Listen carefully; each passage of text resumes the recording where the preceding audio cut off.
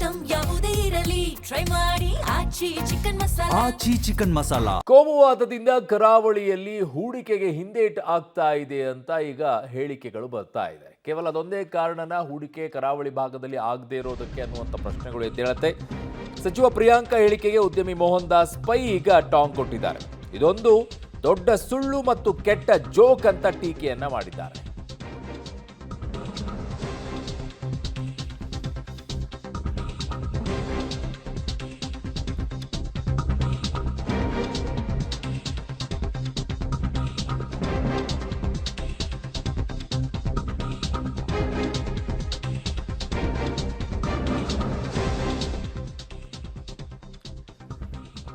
ಬೆಂಗಳೂರು ಬಿಟ್ಟರೆ ದಕ್ಷಿಣ ಕನ್ನಡ ಎರಡನೆಯ ದೊಡ್ಡ ಆದಾಯದ ಮೂಲ. 30,000 ಹೆಚ್ಚಿನ ವಿದ್ಯಾರ್ಥಿಗಳು ಕಲಿಯಲು ಇಲ್ಲಿಗೆ ಬರ್ತಾರೆ. ನೀವು ಹೇಳಿದ್ದೇ ಸರಿಯಾಗಿದ್ರೆ ಯಾಕೆ ವಿದ್ಯಾಭ್ಯಾಸಕ್ಕೆ ಬರ್ತಾ ಇದ್ರು? ಸಚಿವರಾಗಿ ನಿಮ್ಮಿಂದ ಇದನ್ನ ನಿರೀಕ್ಷೆ ಮಾಡಿರಲಿಲ್ಲ ಅಂತ ತಿರುಗೇಟನ್ನು ಕೊಟ್ಟಿದ್ದಾರೆ ಮೋಹನ್ ದಾಸ್ ಪೈ ಅವರು. ಬೆಂಗಳೂರು ಬಿಟ್ಟರೆ ದಕ್ಷಿಣ ಕನ್ನಡ ಎರಡನೆಯ ದೊಡ್ಡ ಆದಾಯದ ಮೂಲವಾಗಿದೆ. 30,000 ವಿದ್ಯಾರ್ಥಿಗಳು ಕಲಿಯೋಕೆ ಹೋಗ್ತಾರೆ ಕರಾವಳಿ ಭಾಗಕ್ಕೆ. ಸೊ ಹಾಗಿದ್ದಾಗ ನೀವು ಸಚಿವರಾಗಿ ನಿಮ್ಮಿಂದ ಇದನ್ನು ನಿರೀಕ್ಷೆ ಮಾಡೋಕ್ಕಾಗಿರಲಿಲ್ಲ ಅಂತ ಹೇಳಿ. ಯಾಕೆಂದರೆ ಸಚಿವ ಪ್ರಿಯಾಂಕ ಖರ್ಗೆ ಅವರು ಹೇಳಿದ್ದೇನು ಅಂದರೆ ಕೋಮುವಾದದಿಂದ ಕರಾವಳಿಯಲ್ಲಿ ಹೂಡಿಕೆಗೆ ಹಿಂದೇಟಾಗ್ತಾ ಇದೆ ಅಂತ ಹೇಳಿ. ಅದಕ್ಕೆ ಮೋಹನ್ ದಾಸ್ ಪೈ ಅವರು ಹೇಳಿದರು ಇದೊಂದು ದೊಡ್ಡ ಸುಳ್ಳು ಮತ್ತು ಕೆಟ್ಟ ಜೋಕ್ ಅಂತ ಅವರು ಪೋಸ್ಟನ್ನು ಮಾಡಿ ಟೀಕೆಯನ್ನು ಮಾಡಿದರು. ಬಟ್ ಪ್ರಶ್ನೆ ಬರುವಂಥದ್ದು ಅನೇಕ ರೀತಿಯಲ್ಲಿದೆ. ಕರಾವಳಿ ಭಾಗದಲ್ಲಿ ಇದಾಗಿಲ್ಲ ಅಂತಂದರೆ ಕಲಬುರಗಿಯಲ್ಲಿ ಯಾಕಾಗಿಲ್ಲ? ಕಲ್ಯಾಣ ಕರ್ನಾಟಕದಲ್ಲಿ ಯಾಕೆ ಇನ್ವೆಸ್ಟ್ಮೆಂಟ್ ಮಾಡಲಿಲ್ಲ? ಅಲ್ಲಿ ಯಾವ ರೀತಿಯಾದಂಥ ಸಮಸ್ಯೆ? ಅಲ್ಲಿ ಕೋಮುವಾದ ಇದೆಯಾ? ಈ ಪ್ರಶ್ನೆಗಳನ್ನು ಅನೇಕರು ಎತ್ತಾ ಇದ್ದಾರೆ. ಸೋಷಿಯಲ್ ಮೀಡಿಯಾದಲ್ಲಿ ಅನೇಕರು ಎತ್ತಾ ಇದ್ದಾರೆ ಹೇಳಿಕೆಗಳನ್ನು. ದೊಡ್ಡ ದೊಡ್ಡವರೆಲ್ಲ ಕೇಳ್ತಾ ಇದ್ದಾರೆ ಕಲಬುರಗಿಯಲ್ಲಿ ಯಾಕೆ ಮಾಡೋಕ್ಕಾಗಲಿಲ್ಲ ಇನ್ವೆಸ್ಟ್ಮೆಂಟು ಅಂತ.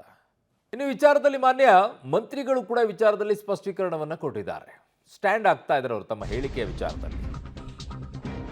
ಕೋಮುವಾದದಿಂದ ಮಂಗಳೂರಿಗೆ ಹೂಡಿಕೆದಾರರು ಬರುತ್ತಿಲ್ಲ ತಮ್ಮ ಹೇಳಿಕೆಗೆ ಸಚಿವ ಪ್ರಿಯಾಂಕ ಖರ್ಗೆ ಸ್ಪಷ್ಟನೆ ಕೊಟ್ಟಿದ್ದಾರೆ. ಬಂಡವಾಳ ಹೂಡಲು ಬರಬೇಕು ಅಂದ್ರೆ ಒಳ್ಳೆಯ ವಾತಾವರಣ ಬೇಕು. ಮಂಗಳೂರು, ಕಲಬುರಗಿ, ಬೆಂಗಳೂರು ಇರಬಹುದು. ಒಳ್ಳೆಯ ವಾತಾವರಣ ಇಲ್ಲ ಅಂದ್ರೆ ಬಂಡವಾಳ ಹೇಗೆ ಬರುತ್ತೆ? ಬಂಡವಾಳ ಬರಲಿಲ್ಲ ಅಂದ್ರೆ ಉದ್ಯೋಗ ಹೇಗೆ ಸೃಷ್ಟಿಯಾಗತ್ತೆ? ಅದನ್ನ ಹೇಳುವುದು ತಪ್ಪ ಅಂತ ಸಚಿವ ಪ್ರಿಯಾಂಕ ಖರ್ಗೆ ಅವರು ಸ್ಪಷ್ಟೀಕರಣವನ್ನು ಕೊಟ್ಟಿದ್ದಾರೆ. ಹಾಗಿದ್ದಾಗ ಸಾಮಾನ್ಯವಾಗಿ ಜನ ಕೇಳುವಂಥದ್ದು ಕಲಬುರಗಿಯಲ್ಲೂ ಕೂಡ ಯಾಕೆ ಬಂದಿಲ್ಲ?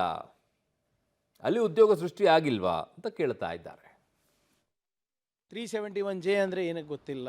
ಯಾಕೆ ನಮಗೆ ಉದ್ಯೋಗದಲ್ಲಿ ಸರ್ಕಾರಿ ಉದ್ಯೋಗದಲ್ಲಿ ಮೀಸಲಾತಿ ಇದೆ ಅಂತ ಇವ್ರಿಗೆ ಗೊತ್ತಿಲ್ಲ? ಯಾಕೆ ಎಜುಕೇಷನ್ನಲ್ಲಿ ನಮ್ಗೆ ಮೀಸಲಾತಿ ಇದೆ ಕಲ್ಯಾಣ ಕರ್ನಾಟಕ ಭಾಗದವರಿಗೆ ಗೊತ್ತಿಲ್ಲ? ಯಾಕೆ ಕಲ್ಯಾಣ ಕರ್ನಾಟಕ ಅಭಿವೃದ್ಧಿ ಮಂಡಳಿ ಮಾಡಿದ್ದೀವಿ ಅಂತ ಇವ್ರಿಗೆ ಗೊತ್ತಿಲ್ಲ?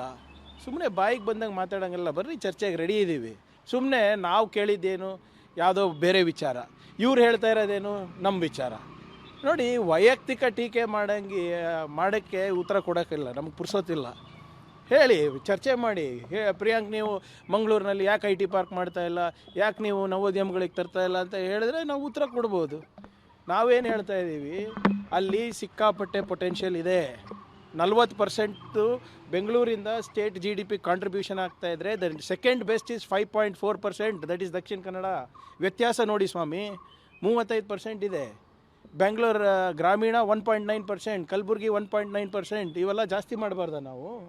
ಅದರಲ್ಲಿ ಏನೇನು ಲೋಪಗಳಿದೆ ಅದನ್ನು ನಾವು ಸರಿಪಡಿಸೋದು ಸರ್ಕಾರದ ಜವಾಬ್ದಾರಿನೂ ಹೌದು, ಅಲ್ಲಿ ಸ್ಥಳೀಯ ಮುಖಂಡರ ಜವಾಬ್ದಾರಿನೂ ಹೌದು. ಇದೇ ಮಂಗಳೂರಿನಲ್ಲಿ ministry of skill development and entrepreneurship ಇದ್ರಲ್ಲಪ್ಪ, ಅನಂತಕುಮಾರ್ ಹೆಗಡೆ ಅವ್ರು ಯಾವುದಕ್ಕೆ ಫೇಮಸ್ಸು? ಅವರು ಸ್ಕಿಲ್ ಡೆವಲಪ್ಮೆಂಟ್ ತರೋದಕ್ಕೆ ಫೇಮಸ್ಸಾ? ನವೋದ್ಯಮಗಳು ತರಕ್ಕೆ ಫೇಮಸ್ ಇದ್ರಾ? SMEಗಳು ತರಕ್ಕೆ ಫೇಮಸ್ ಆದ್ರಾ? ಯಾವುದಕ್ಕೆ ಫೇಮಸ್ ಇದ್ರು ಅವರು?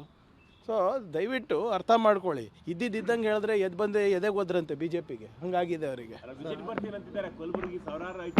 ಬರಲಿ ರೀ, ಅಲ್ಲಿ ಬರ್ಲಿಕ್ಕೆ ಸಾಧ್ಯ ಇಲ್ಲ. ಇವ್ರಿಗೇನು ತಲೆ ಕೆಟ್ಟಿದೇನು ರೀ? ಆಯ್ತು ರೀ.